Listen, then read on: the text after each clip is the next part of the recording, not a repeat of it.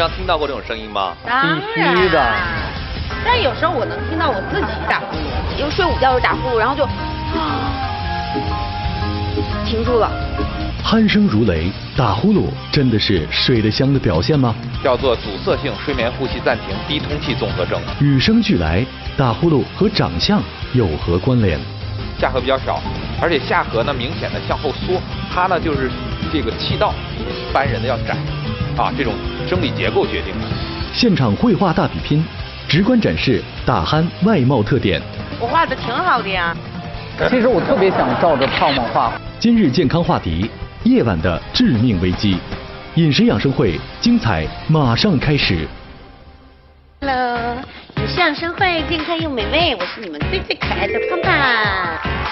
胖胖，饮食养生会爱问团资深团长，乐天派健康达人，实力派演员、主持人。嗨，大家好，我是爱生活、爱养生的文员。文员，爱问团活力担当，插画师，绘画色彩分析师。大家好，我是爱美食但是更爱健康的蓝冰莹。蓝冰莹，饮食养生会爱问团知识担当，80后美女营养师，美食作家，金牌自媒体人。欢迎三位，今天我们节目开始特别一点，我们先来听一段声音。好呀。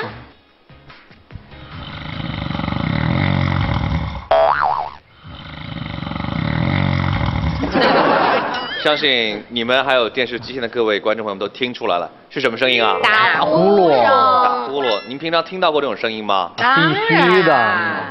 像我们平常直接坐高铁过来的时候，或者是坐卧铺过来的时候，我们就经常能够听到隔壁左右，尤其是晚上的时候，听到别人在旁边打着呼噜，彻夜难眠，是吧？你有过这种经历吗，胖胖？我在火车上、飞机上听的不太多，但有时候我能听到我自己打呼噜。你自己能听到自己的呼噜声啊？对，就当我睡得不是很深的时候，可能突然一下躺下去了，但是我马上就会醒，我要禁止我自己打呼噜。作为一个长得漂亮的人，打呼噜呢？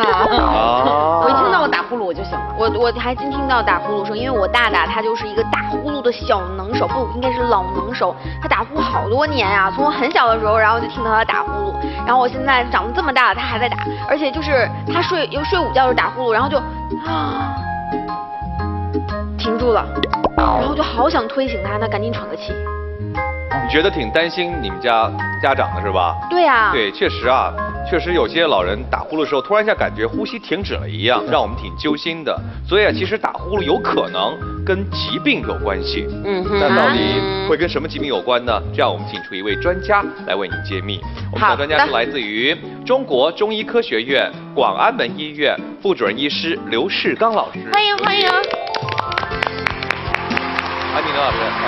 好。刘世刚，中国中医科学院广安门医院呼吸科副主任医师，从事呼吸临床工作12年。欢迎您锁定湖北卫视饮食养生会，本栏目由白云山复方丹参研究中心冠名播出。白云山复方丹参研究中心关注老年痴呆症，呵护心脑健康。今天刘老师来到现场，欢迎您。开场的时候我们就讲到了打呼噜但是我们真没想到打呼噜会和疾病有关系啊。按常理说，打呼噜应该是吃得好、睡得香的一种表现呢。一般咱们这个临床上把这个打呼噜分成2种情况一种呢叫做单纯性的鼾症，也就是说不引起呼吸暂停的我们就是说的这个吃得好、睡得香是一般常指的是这种情况，单纯性鼾症。对，那还有一种呢，我们这个名字比较长叫做阻塞性睡眠呼吸暂停低通气综合症。来，胖胖，来复述一遍。阻塞性呼吸暂停低通气综合症。是吗？不是，是阻塞性呼吸睡眠暂停低通气综合症。像开场的时候，蓝明说的，他伯父就有那种打鼾的症状，对，突然一下感觉到好像呼吸暂停了一样，就是完全也没有进气，也没有出气，就这样对，完全会憋死。这种症状属于什么呢？这种症状就属于睡眠呼吸暂停。它就是突然停住了，不喘气了，不呼吸了。这种情况下呢，一般往往呢，首先时候是周围的家人能够发现。就是说怎么打着呼噜突然不喘气了呢？这种情况就属于睡眠呼吸暂停。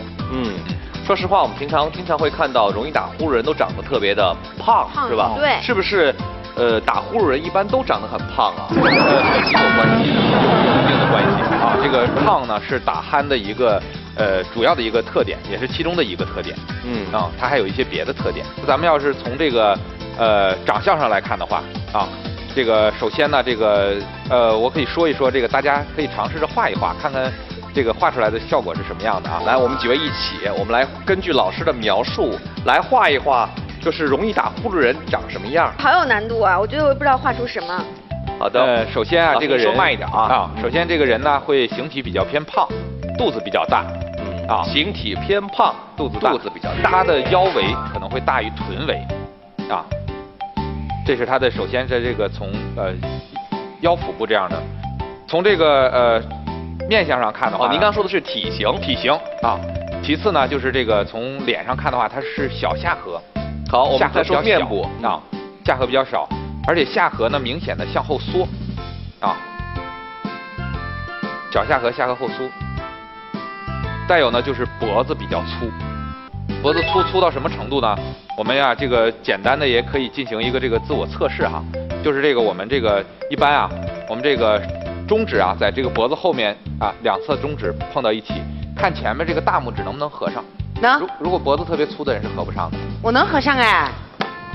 哎，我不是胖吗？我怎么也能合上啊？是不是手大？好，现在呢，我们就看看各位笔下所描绘出来的这种容易打鼾的人的形象是什么样子的。来，各位，请亮牌。胖胖还在画。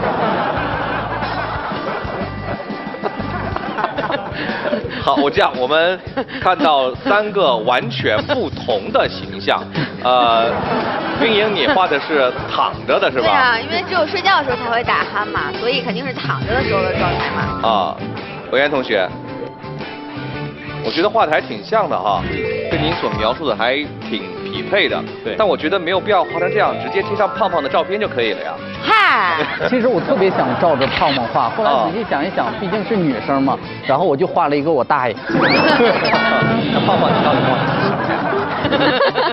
我不会画人儿，我就画了一个，你看嘛，老师不是说的嘛，肚子大嘛，圆肚子，然后这种圆肚子的人身上一定会有一根很知名品牌的皮带，然后他应酬会特别多，手里拿了一瓶酒，这里我还没画完，应该拿一根烟，然后头发呢只有几根，要么就是地中海，要么就是反正头发特别少，然后年纪也比较大，你看我画的挺好的呀。我觉得你画的应该是龟兔赛跑当中兔子旁边那一位。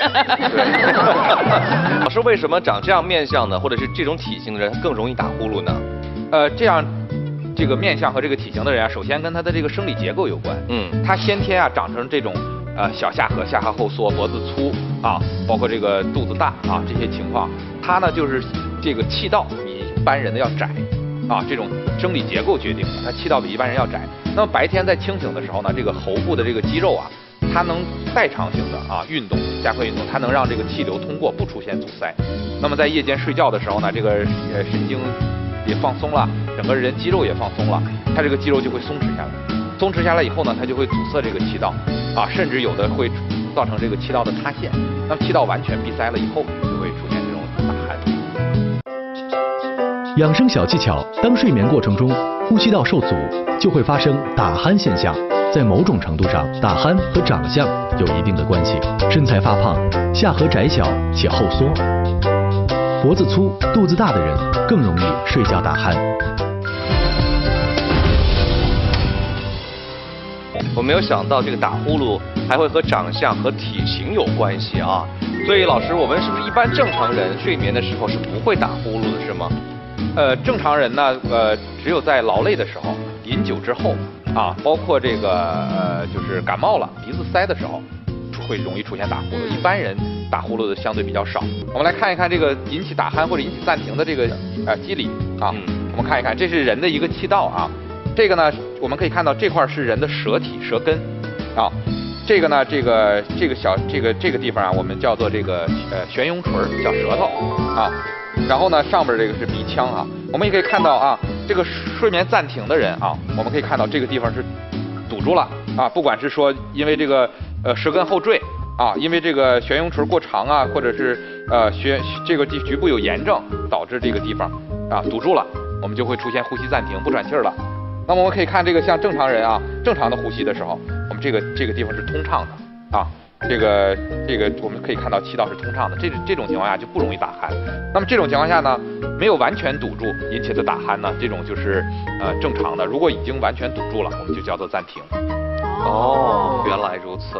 您刚才说到了打呼噜分成2种啊，一种是一个名字非常长的啊，对，另外一种就是很单纯的打呼噜。那我们该如何区分这2种呼噜呢？这2种呼噜呢，这个我们咱们平时啊，可能这个习惯上有人称这个叫良性或者恶性哈，但实际上我们医学上呢就叫单纯性的和睡眠呼吸暂停肌痛系综合征啊。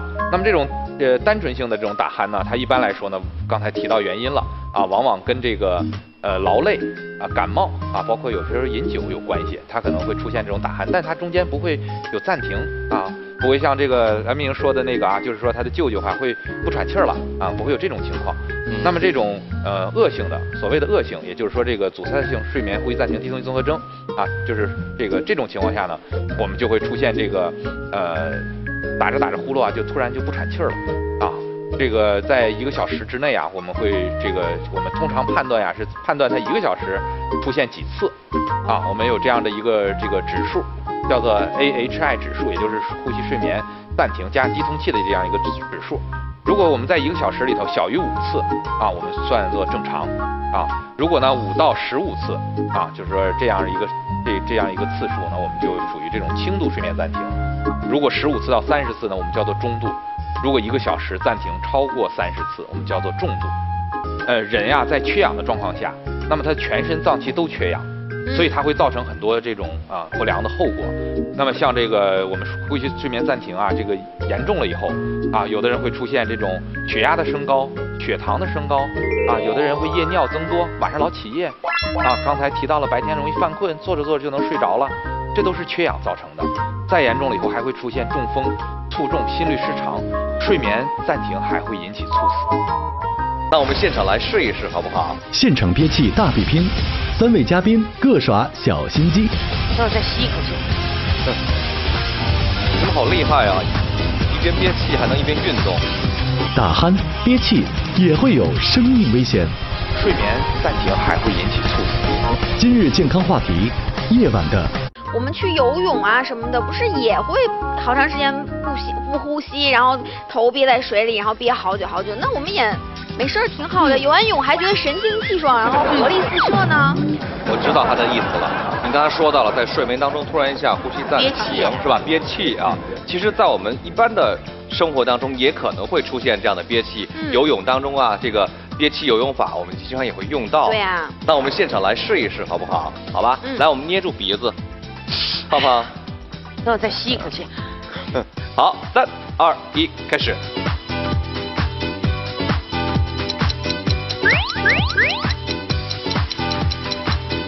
我不行了。在下期节目当中能够继续见到几位嘉宾，我们还是先暂停这个游戏啊。对。我眼泪都憋出来了。其实憋个40秒钟，对于你们来说也很 easy 啊，是吧？对啊，没觉得很难过呀。并不是很难的事情，也并不是一件真的会让我们觉得很不舒服的事情啊。为什么您会觉得在这个睡眠过程当中，呼吸受阻，或者是突然一下暂停呼吸，对身体有那么大的伤害呢？白天我们在清醒的状况下呢，这个我们憋气啊，人是受意识控制的。在我们憋不住的情况下，我们就可以喘气了。而在夜间呢，我们是无意识的，无意识的有可能你比如说胖胖，我们憋35秒。可能你夜间暂停的时候就不止35秒，可能到1分半到2分钟，因为在夜间的时候呢，这个大脑是在深度休眠状态，它是在睡眠的啊，它就是属于一种无意识的，所以你就可能过了35秒了，你应该缺氧了，清醒状况下我们反馈大脑，你就该喘气儿了。可是，在睡眠状况下，可能我们还会持续的憋下去，因为气道阻塞引起的。那么这种情况下就造成体内血氧降低，就会引发一系列的疾病。这样会使我变傻了吗？会啊。如果缺氧的话，我脑细胞不是也没有养分？没有养分，脑细胞是不是就死了？如果睡眠暂停的这个患者呀，我们经常能见到注意力不集中、记忆力减退、老容易忘事儿。也容易脾气急躁，就是伤害了脑细胞。那会不会一下就睡过去了？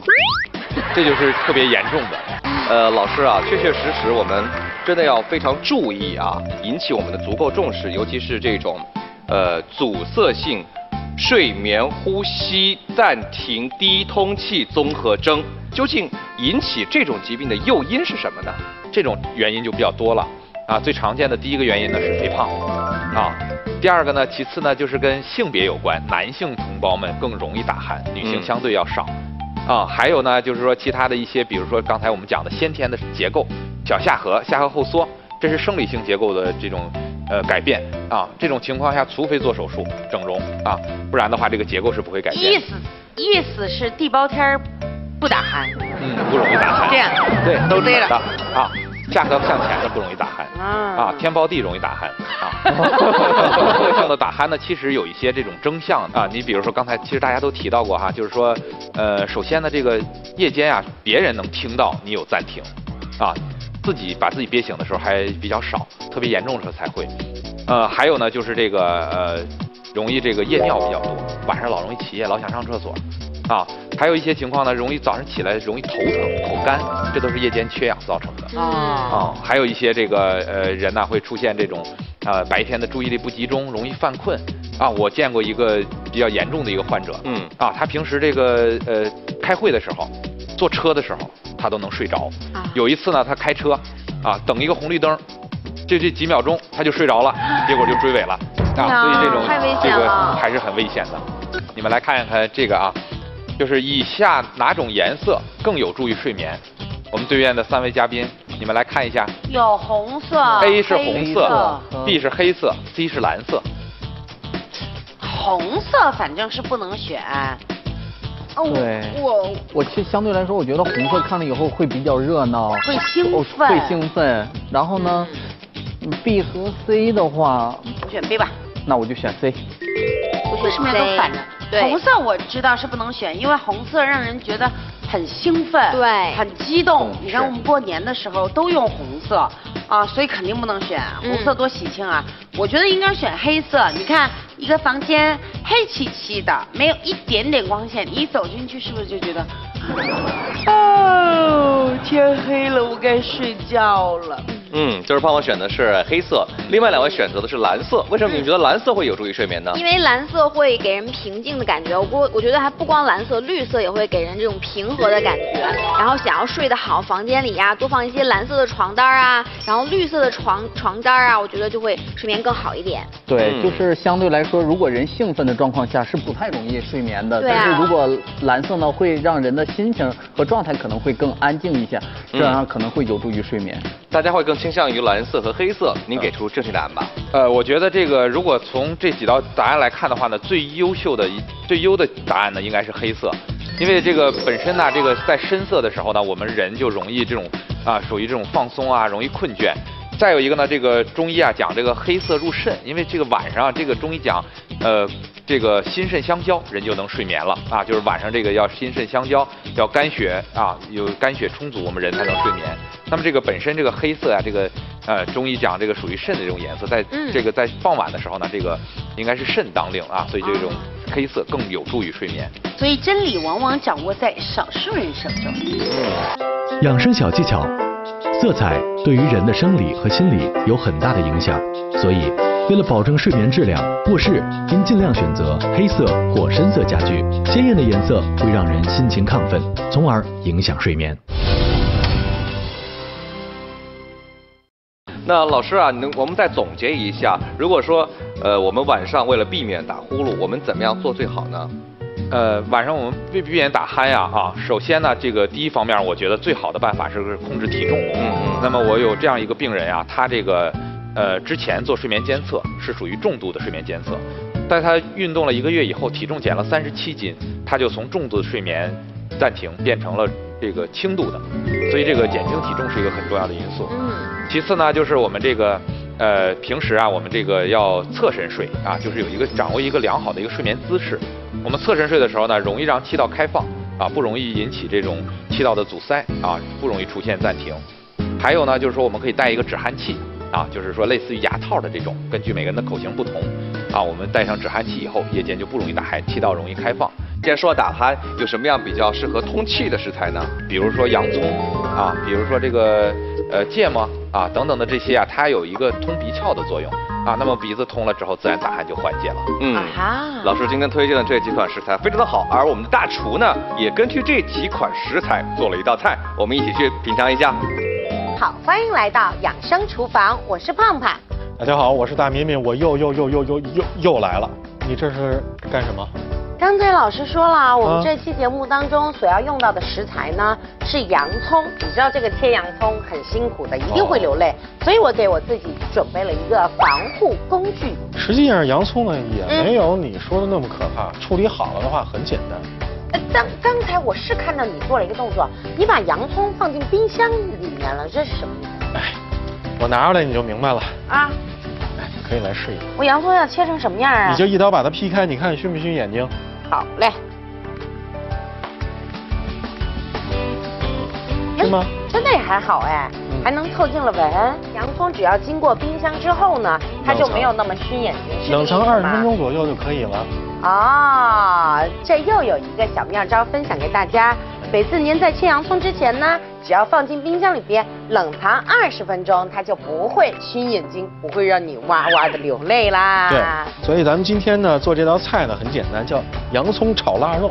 洋葱炒腊肉，哎，洋葱在这儿放着了，哎，腊肉呢也在这儿了。但是有很多专家告诉我们说呢，这腊肉啊含的亚硝酸盐啊什么这些有点多，似乎对健康没有那么的好处哎。所以今天呢，我跟大家说一些小妙招，也可以咱们有效的、健康的来食用这个腊肉。首先来说，腊肉之前我们要提前处理，是要拿火烤它的外皮。哦，自己在家里再烤一遍。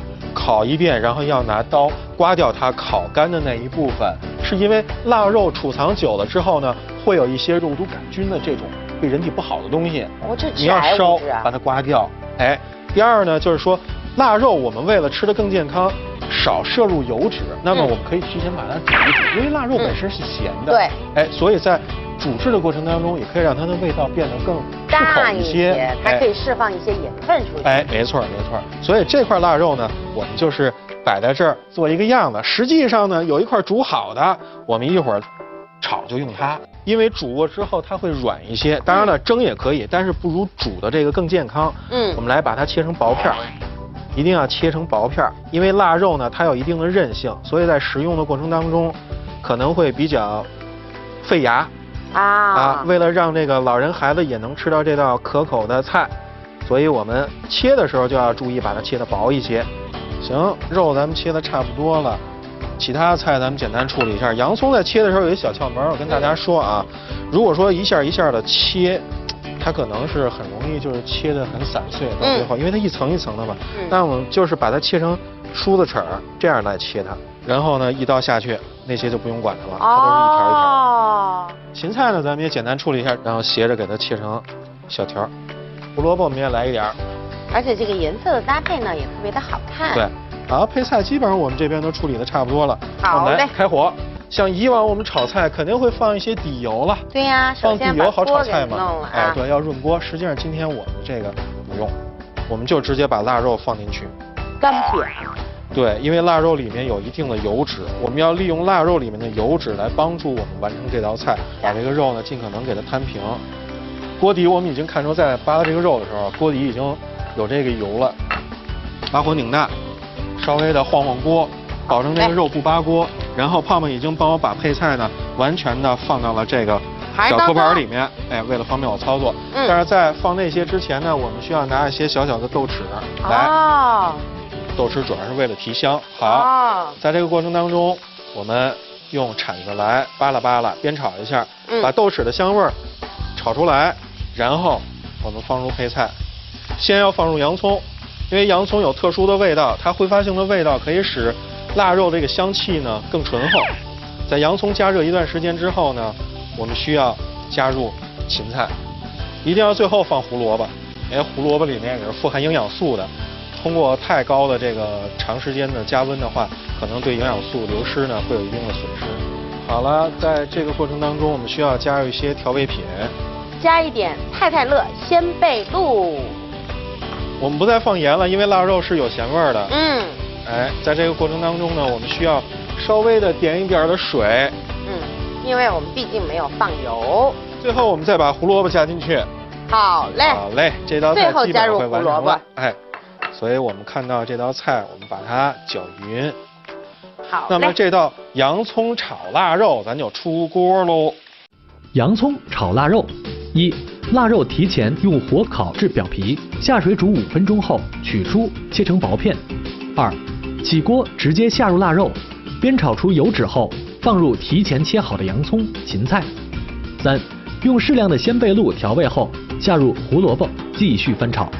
待胡萝卜炒熟后，这道营养又健康的洋葱炒腊肉就做好了。不知道您今天学会没有这一道洋葱炒腊肉？洋葱放在冰箱里20分钟再来切它，就不会那么的熏眼睛，不会像胖胖平常一样准备一副护具那么麻烦了啊！而且腊肉呢也有特定的处理方法，皮儿去掉，煮一煮，这样食用起来会更健康。我现在呢就要来尝尝这个腊肉的味儿啊！